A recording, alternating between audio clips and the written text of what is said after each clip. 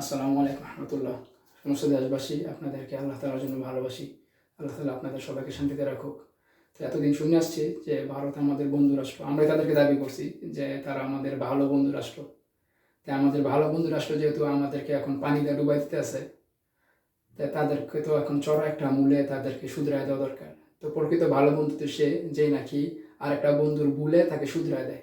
তো আমাদের যখন এখন বর্তমানে ডক্টর মোহাম্মদ ইউনূস স্যার আপনি আছেন পর্যায়ের মধ্যে, তা আপনার কাছে একটা আবেদন যে আপনি তাদেরকে চড়া মূল্যে সুন্দরভাবে তাদেরকে শুধরাই দেন, যে তারা যেরকম বাঁধ তৈরি করছে তাদের থেকে দ্বিগুণ উপরে কইরা আর একটা এরকম বাঁধ তৈরি করেন, এবং এই বাঁধটা আপনি হাইড্রো ইলেকট্রিক পাওয়ার সিস্টেমে তৈরি করেন, যাতে এখান থেকে আমরা ইলেকট্রিসিটি পাইতে পারি। যে আমাদের দেশের মানুষ ইলেকট্রিসিটির কারণে যুগ যুগ ধরে ভোগান্তি ভুগতেছে, যে আমাদের দেশে ইলেকট্রিসিটি এনাফ নাই, ওখান থেকে যে আমরা ইলেকট্রিসিটি পেতে পারি ওরকম একটা সিস্টেম করে আপনি আরেকটা বাঁধ তৈরি করেন।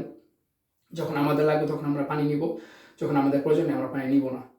এরকম করে তাদেরকে বুঝাই দেন ভারতবাসীদেরকে যে ভাই দেখো, তুমি আমাদেরকে দিবা, আমাদের থেকে পাইবা।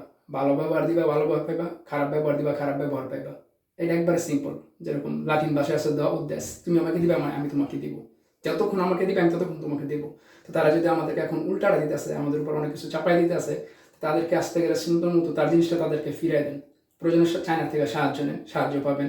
অথবা আপনি শেয়ার বাজারে বন্ড সিস্টেম তৈরি করেন, অথবা শেয়ার বাজারে শেয়ার ছেড়ে দেন, দেখবেন অসংখ্য মানুষ আপনাদের থেকে এই শেয়ারে নিয়ে যাবে। যদি আপনারা একটু উদ্যোগ নেন যে হ্যাঁ, আমরা এইটা তৈরি করার জন্য আমাদের টাকার দরকার, প্রবাস থেকে হোক দেশের থেকে হোক, মানুষের অভাব হবে না টাকা দিয়ে আপনাদের থেকে সাহায্য করার জন্য।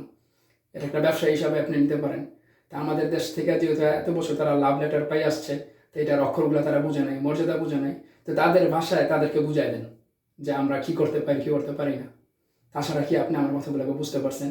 তো এখন থেকে তাদেরকে আর ভালোবাসা যদি তারা না বোঝে, তাদের উল্টা ভাষায় বুঝা দেন, আশা রাখি বুঝবে। আমাদের দেশ থেকে তারা গ্যাস নিতেছে, আগে নিত সিলিন্ডারে, এখন ইনফিনিটি মানে আনলিমিটেড নিতেছে আর কি, পাইপের দ্বারা। তো গ্যাস বন্ধ করে দেন।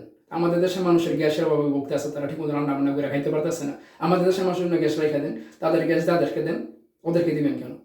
ওরা যদি আমাদের তো ক্ষতি করতেছে, তাদেরকে বুঝাই দেন ভাই তুমি আমার ক্ষতি করবে, আমার থেকে তুমি ক্ষতিই পাইবা। তুমি আমাকে যদি জ্বর তুফান দাও, আমার থেকে তুমি ঘূর্ণিঝড় পাইবা, এটা তাদের বুঝাই দেন। তুমি আমার থেকে পানি দিবে, আর থেকে বেশি কিছু তুমি আমার ক্ষতিগ্রস্ত হইবা। যদি তাদেরকে বুঝে দিতে পারেন, যদি তারা বুঝতে পারেন, তাহলে ভবিষ্যৎ আশা রাখি ইনশাআল্লাহ তারা এরকম ধরনের কোনো ধরনের হরকত করবো না, এরকম ধরনের কোনো চালচলন করবো না।